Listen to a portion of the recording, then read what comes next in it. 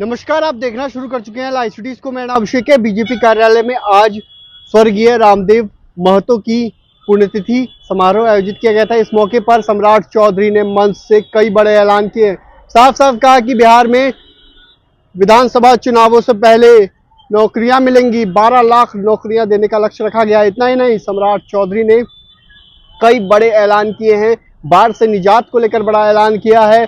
साफ साफ कहा कि कई सारे क्षेत्रों में निर्माण कार्य कराए जाएंगे और जो नेपाल से पानी आता है उसको लेकर भी पूरा उपयोग करने के लिए, साथ ही साथ बाढ़ से कैसे निदान हो उत्तर बिहार से, उसको लेकर भी बड़े ऐलान किए। क्या कुछ कह रहे हैं डिप्टी सीएम सम्राट चौधरी, पहले आप वो सुनिए। पहले ये लोग नारा लगाने का काम करते थे साथियों कि नहीं चलेगा दो विधान, नहीं चलेगा दो निशान, नहीं चलेगा दो प्रधान। आज जहां होंगे स्वर्गीय रामदेव महतो जी, ऊपर से देख रहे होंगे कि आज उनके सपने को साकार करने का काम किसी ने किया तो नरेंद्र मोदी की सरकार ने किया। और जब आपके आशीर्वाद से 2019 में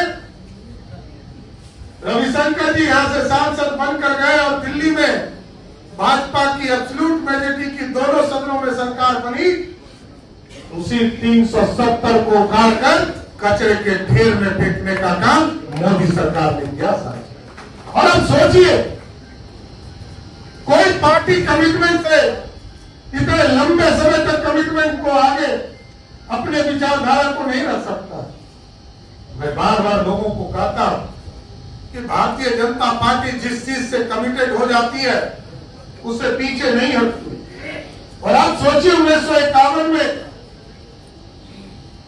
डॉक्टर श्यामा प्रसाद मुखर्जी जी ने इस देश के लिए अखंड भारत का सपना देखा और तब से कई बार जनसंघ विलय कर दिया जनता पार्टी के अंदर, अपनी विचारधारा को समाप्त करके देश को आगे बढ़ाने का काम भारतीय जनता पार्टी जनसंघ के लोगों ने किया। और तब 1980 में भाजपा का उदय हुआ और आज भाजपा के कार्यकर्ता ये देख रहे हैं कि आज भाजपा जहां 2 सीटों के साथ खड़ी थी, आज देश में लगातार 3 बार नरेंद्र मोदी के नेतृत्व में सरकार बनाने का काम किया। स्वर्गीय रामदेव महतो जी जब इस इलाके में काम करते थे तो आप जरूर सोचते होंगे उस समय तो विचारधारा ही चलता, विकास की चर्चा नहीं होती। कहा नंदकिशोर जी ने कि हम लोग को विकास की संभावनाओं पर भी हम लोगों ने संगोष्ठी रखा है सर। और आज डबल इंजन की सरकार हम लोग चला रहे सर। देश में नरेंद्र मोदी के नेतृत्व में और बिहार में नीतीश कुमार के नेतृत्व में एनडीए की सरकार चल रही। और आप देख रहे होंगे, ठीक कहा नंदकिशोर जी ने, 2005 के पहले की सरकार, उसके लिए विकास एजेंडा ही नहीं था। एक राजा थे, एक रानी था और कई राजकुमार और राजकुमारी थे, बस इससे ज्यादा कुछ नहीं। बिहार के विकास की कोई चर्चा नहीं, कभी सड़क बनने का कोई सपना नहीं देखता था, ना बिजली था। लेकिन मैं धन्यवाद देता हूं बिहार की जनता को। जब एनडीए की सरकार 2005 में बनाने का काम बिहार की जनता ने किया साथियों, तो विकास की किरण बिहार के गांव तक पहुंचाने का काम एनडीए की सरकार ने किया साथियों। आज सड़क दिखाई देता है, पुल देखता है, बिजली गांव गांव तक पहुंचाने का काम किया गया। आर्थिक रूप से हम समृद्ध हो रहे हैं और चीजें स्थापित हो रही हैं। और आज हमें गर्व है कि मैं देखता था, मैं तो 2000 में भी एमएलए था, उसके पहले भी मंत्री था सर। मैं जानता हूं बिहार में जब बंटवारा हुआ तो हम और नंदकिशोर जी उस समय सदन में थे, हम लोग को बहुत पीड़ा भी था कि झारखंड बट रहा। लेकिन सरदार अटल बिहारी वाजपेयी जी ने जब ये फैसला लिया झारखंड के विकास के, उसके बाद यहीं पर गांधी मैदान में श्रीमती राबड़ी देवी बिहार की मुख्यमंत्री थी, उन्होंने अटल जी को कहा कि हमको विकास के लिए पैसा दीजिए। लेकिन आपको सोचकर बड़ा आश्चर्य लगेगा कि अटल बिहारी वाजपेयी जी ने 6000 करोड़ रुपया बिहार के विकास के लिए दिया 2001-2 में, और 2005 तक 1 रुपया खर्चा नहीं हुआ। ये तो जब नीतीश कुमार जी, सुशील मोदी जी और नंदकिशोर जी के नेतृत्व में यहाँ बिहार में सरकार चल रही, उसी 6,000 करोड़ रुपया को लेकर बिजली के सेक्टर में, रोड के सेक्टर में, ग्रामीण विकास के सेक्टर में, सिंचाई के सेक्टर में, इन तमाम जगह पर विकास की किरण गांव गांव तक पहुंचाने का काम किया। एसएस की कोई कल्पना नहीं थी। उस समय एमडीआर सड़कें होती थी, एसएस की कल्पना नहीं। नंदकिशोर जी को मौका मिला, मैं तो इनको भी धन्यवाद देता हूं कि आपके गुरु की पुण्यतिथि हम लोग मना रहे हैं, लेकिन आपने जो विकास के कार्य किए इसके लिए भी मैं विशेष तौर पर धन्यवाद देता हूं। एसएस की लगभग 70 से 80 सड़कें पूरे बिहार में इन लोगों ने शुरुआत करने का काम किया था। और आज हमें गर्व है, आज देश के यशस्वी प्रधानमंत्री जी के नेतृत्व में भारत बढ़ रहा है और बिहार भी बढ़ रहा है।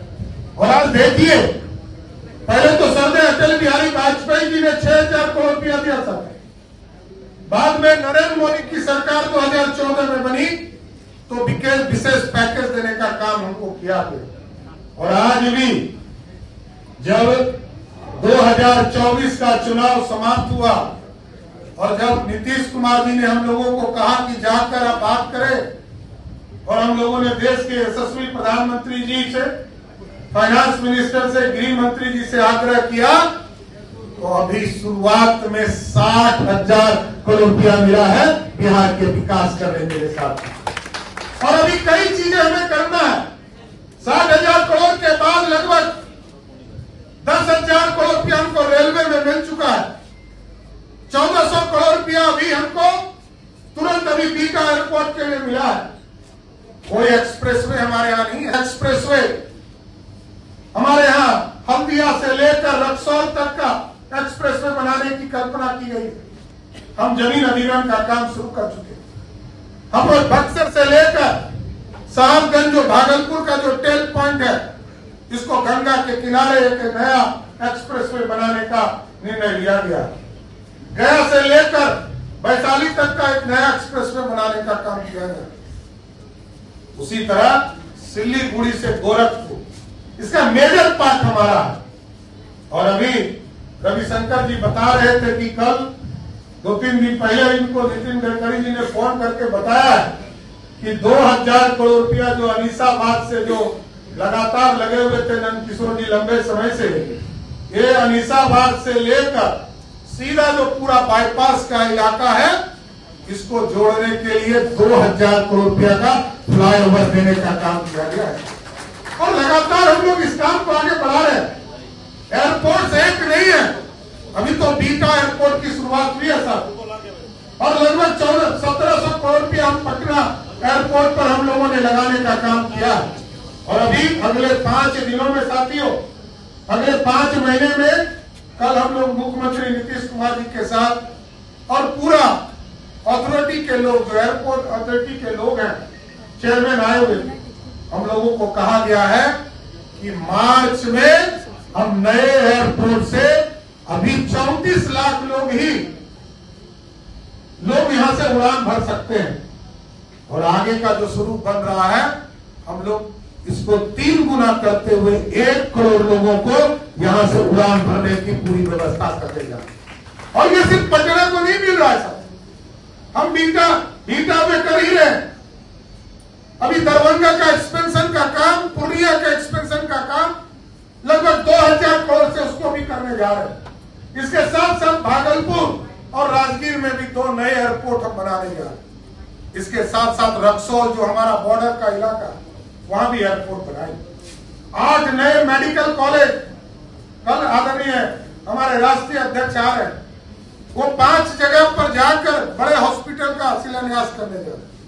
और लगभग 2,000 करोड़ से अधिक की राशि का जो एडिशनल पीएससी या हेल्थ सेंटर है, सबका शिलान्यास और उद्घाटन करेंगे। तो साथियों, हम लगातार एक तरफ विकास की बात करते हैं और दूसरे तरफ जो लोग हैं, उसने 15 साल तक बिहार का विनाश किया है। और ये भारतीय जनता पार्टी, ठीक कहा किशोर जी ने, बिहार के विकास के लिए जिस तरह लगातार एनडीए काम कर रही है, हम उत्तर बिहार में देखते हैं, जब हम लोग उत्तर बिहार की ओर, मैं तो राजनीति उत्तर बिहार में करता हूं, जो 10 पॉइंट है खगड़िया, और आपको आश्चर्य होगा कि साथ साथ नदियां जाकर वहां मिलती है। पूरे उत्तर बिहार में डर का माहौल रहता है, कब बांध टूट जाएगा, घर में पानी कब घुस जाएगा।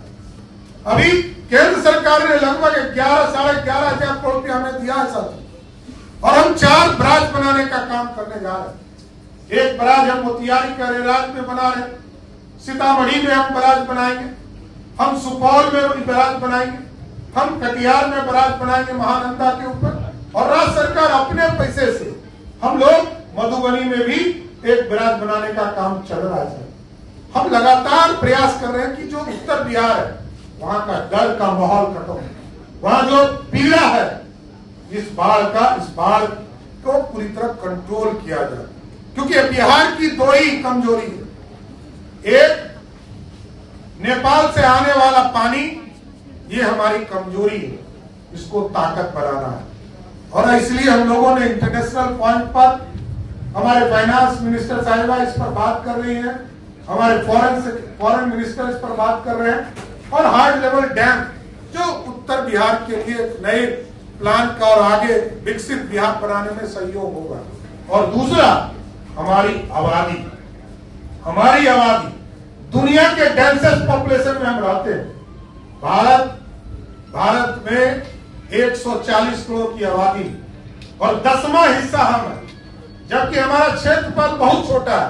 राजस्थान हमसे बड़ा है, उत्तर प्रदेश हमसे बड़ा है, महाराष्ट्र हमसे बड़ा है, मध्य प्रदेश बड़ा है, बंगाल हमसे बड़ा है। इसके बावजूद इतनी बड़ी आबादी हमारे यहाँ रहता है। इस दोनों को ताकत बनाने का प्रयास हम लोग कर रहे हैं। इसलिए साथियों, सरकार के स्तर पर विकास के कार्यों को साथ साथ रोजगार देने का भी काम किया जाए। और 2020 के चुनाव में जब आदरणीय प्रधानमंत्री बिहार आए थे, तो उन्होंने कहा था कि नीतीश कुमार जी के नेतृत्व में हम सरकार बनाएंगे और 10 लाख सरकारी नौकरी देने का वादा हम लोगों ने किया था। और इसलिए इस बार आपने देखा होगा 15 अगस्त को आदरणीय मुख्यमंत्री जी ने इसको तय कर दिया है, अगले चुनाव में जाने के पहले हम 10 लाख नहीं 12 लाख सरकारी नौकरी देने का वादा पूरा करके जाने का काम करेंगे। इसलिए बिहार के विकास की संभावना और चुनौती भी, इसलिए चुनौती हमारे लिए आबादी और पानी दोनों है, और पानी के यूटिलाइजेशन के लिए भी हम लोग लगे हैं कि सारी चीजों की व्यवस्था हो सके। इसलिए हम सभी लोगों से यही आग्रह करेंगे कि जो स्वर्गीय रामदेव महतो जी ने जिस विचारधारा को, तो आपने सुना कि डिप्टी सीएम सम्राट चौधरी ने क्या कुछ कहा, कई बड़े ऐलान किए। उन्होंने साफ साफ कहा कि चुनाव से पहले बड़ी बड़ी नौकरियां दी जाएंगी, और बाढ़ से निजात को लेकर कई बड़ा ऐलान किए, एयरपोर्ट को लेकर भी बड़ी बड़ी बातें कही हैं। बने रहिए लाइव वीडियोस के साथ, हमारे यूट्यूब चैनल को सब्सक्राइब करिए, को लाइक करिए।